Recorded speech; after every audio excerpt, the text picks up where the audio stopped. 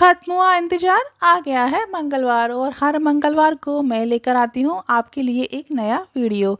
तो आइए देखते हैं। कॉकरोचों ने तो नाक में दम करके रखा है। कितनी भी रसोई साफ रख लो पर पता नहीं कहाँ से ये प्रकट हो ही जाते हैं। तो जैसे ही मुझे ये दिखते हैं तुरंत उसी रात में मैं ये दवाई इस तरह की डिस्पोजल कटोरी में लगाकर 3-4 जगह रख देती हूँ। होता यह है कि सुबह उठते से ही हम बच्चों का टिफ़िन बनाने लगते हैं। हमें ध्यान ही नहीं रहता कि रात को यहाँ पर दवाई लगाई थी, जिससे खाना और दवाई गलती से मिक्स हो सकते हैं। दूसरा, कटोरी में दवाई होने से इसे हम नेक्स्ट डे भी यूज़ कर सकते हैं। इस तरीके से दवाई का भी पूरा यूज़ हो जाएगा और थोड़ी सी दवाई में ही कॉकरोचों का भी पूरा खात्मा हो जाता है। इसलिए दवाई हमेशा किसी डिस्पोजल प्लेट या किसी पेपर में ही लगाकर छोड़ दीजिए। नेक्स्ट मॉर्निंग इन्हें उठाकर कहीं रख दीजिए और रात में इन्हें फिर से रसोई में यूज़ कर लीजिए। हेलो फ्रेंड्स, सुनरी सखी में आप सभी का फिर से स्वागत है। जिस तरह एक छोटा सा फॉर्मूला मैथ्स की बड़ी बड़ी प्रॉब्लम को सॉल्व कर देता है, ठीक इसी तरह कुछ छोटे छोटे से जुगाड़ हमारी रसोई के काम को आसान बनाते हैं।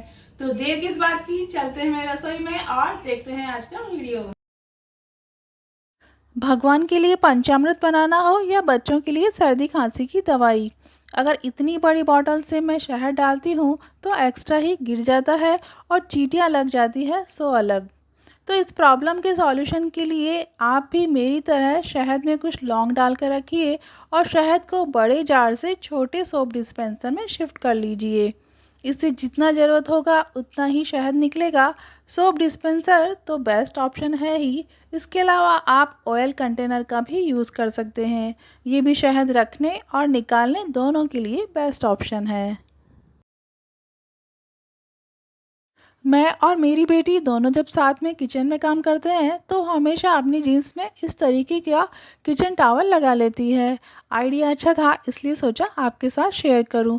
वैसे भी आज की जनरेशन जीन्स ही ज़्यादा पहनती है। एक्चुअली कभी कभी ऐसा होता भी है कि हमने एप्रन धोने में डाला हो या गीला हो, तो उस सिचुएशन में आप भी इस तरीके से किचन टॉवल से ही एप्रन बना लीजिए। अब चाहे गीले हाथ पोंछने हो या तेल मसाले के दाग भी लग जाए तो भी कोई टेंशन नहीं। बच्चों का टिफ़िन पैक करना हो या हस्बैंड का लंच, टिश्यू पेपर हमें हैंडी ही चाहिए। इसके लिए मैं 15-20 टिश्यू पेपर लेकर उन्हें पिन से अटैच कर देती हूँ और अपनी कन्वीनियंस के हिसाब से अपने पास में ही हैंग करके रख लेती हूँ। इस तरह छोटे छोटे जुगाड़ से हम अपनी किचन को कंफर्टेबल बना सकते हैं।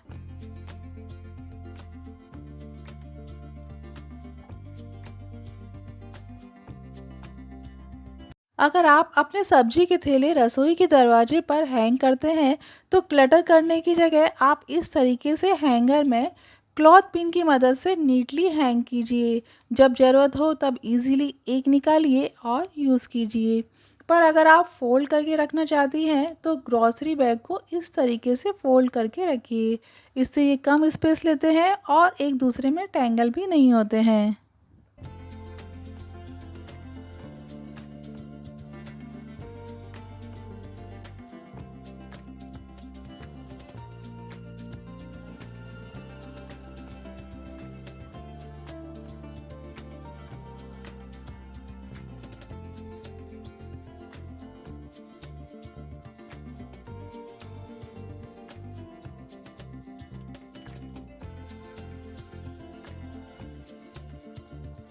थर्स्टी क्रो की कहानी तो हम सभी ने पढ़ी है कि किस तरह कौवा पानी में कंकड़ डालता है और पानी ऊपर आ जाता है। मेरे साथ भी इस स्टैंड में सेम प्रॉब्लम थी। मैं इसमें छोटी चम्मच चाकू वगैरह डालती तो वो अंदर ही घुस जाते। तो मैंने भी कुछ फोम शीट कट की, उन्हें नीचे लगा दिया और अब मेरी चाकू चम्मच वगैरह ऊपर ही रहते हैं, नीचे नहीं घुसते। इससे मुझे काम करने में आसानी हो गई। इस तरह छोटी छोटी ट्रिक्स से मैं अपनी किचन को बनाती हूँ कंफर्टेबल।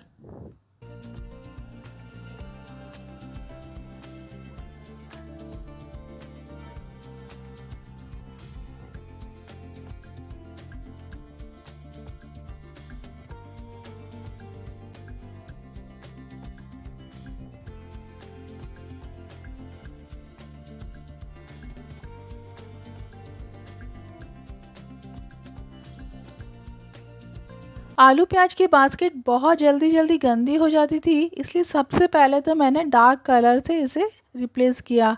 दूसरा, बार बार वॉश ना करना पड़े इसके लिए मैंने ये डिस्पोजल जो बास्केट आती है वो इसके अंदर लगा दी। जब हम बाज़ार से पॉपकॉर्न या कचौरी समोसे ऑर्डर करते हैं तो इस तरह की बास्केट को मैं फेंकती नहीं हूँ, इसे रीयूज़ कर लेती हूँ। इसकी साइज़ भी बहुत अच्छी है, आप भी इसमें कुछ चीज़ें स्टोर करके रख सकती हैं। इस तरह मेरा कुछ एक्स्ट्रा टाइम बच जाता है।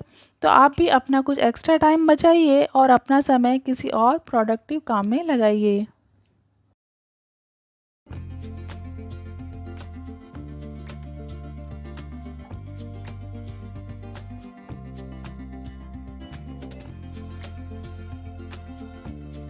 खाना परोसते समय थोड़ी सी दाल धुल गई या चाय छानते समय थोड़ी सी चाय, तो ऐसे समय में ये छोटे छोटे से कपड़े हमारे बहुत काम आते हैं।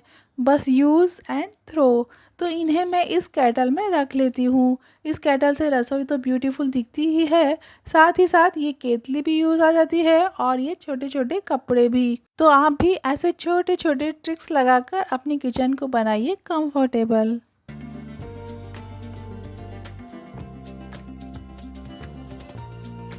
मेरी आदत है हाथ पहुँचते पहुँचते लिविंग रूम में गई तो किचन टॉवल वहाँ छोड़कर आ गई, बच्चों के रूम में गई तो टॉवल वहाँ रख कर आ गई, फिर से ज़रूरत होती है तो नया निकाल लेती हूँ। तो इस तरह मैं दिन में 3-4 किचन टॉवल यूज़ कर ही लेती हूँ। मैं नहीं तो कभी कभी बच्चे भी टॉवल इधर उधर ले जाकर डंप कर देते हैं, तो मेरा किचन टॉवल कभी किचन में मिलता ही नहीं। इसके लिए मैंने किचन में ये कपड़ों की एक रैक है, तो इसी की चेन में सेफ्टी पिन से मैंने टॉवल को अटैच कर दिया। सही बताऊं, अब टॉवल कहीं नहीं जाता है, रसोई का टॉवल रसोई में ही मिलता है।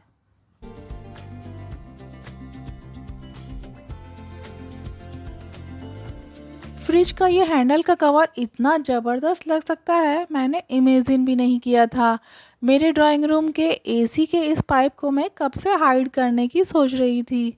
अचानक से ये आइडिया आया और देखिए कितना अच्छा लग रहा है। आप भी ये आइडिया ज़रूर से यूज़ कीजिएगा। तो इस तरह से छोटे छोटे जुगाड़ बना देते हैं हमारी लाइफ को आसान। वैसे तो किचन में कभी भी फ़ोन देखते देखते काम नहीं करना चाहिए, पर कभी कभी स्पेशल डिश हमें बनानी होती है और हमारे पास कोई मोबाइल स्टैंड नहीं है, तो आपके बालों में से एक रबड़ बैंड निकालिए और उस पर आपका फ़ोन खड़ा कर दीजिए। रबड़ के कारण आपका फ़ोन स्लिप नहीं होगा। पर मैं यहाँ पर फिर से सजेस्ट करूँगी कि आप अपना फ़ोन गैस से थोड़ा दूर रखिए और कोशिश कीजिए कि रसोई में फ़ोन ना देखिए, क्योंकि रसोई में फ़ोन देखते देखते खाना बनाना सेफ़ नहीं है। सोने में सुगंध भी मिल जाए तो कहना ही क्या। तो पेश है आपके लिए एक खास ट्रिक। जब भी पूजा की बाती में घी लगाएं उसमें कुछ कपूर की गोलियां भी मिक्स कर दीजिए। इससे दो फायदे होंगे, एक तो बाती फटाफट से जल जाएगी, बाती पूरी जलेगी, और दूसरा कपूर की खुशबू आपके घर को महका देगी, मक्खी मच्छर भी नहीं आएंगे। प्रार्थना होगी स्वीकार, क्योंकि श्रद्धा के साथ है प्रेम और समर्पण का उपहार।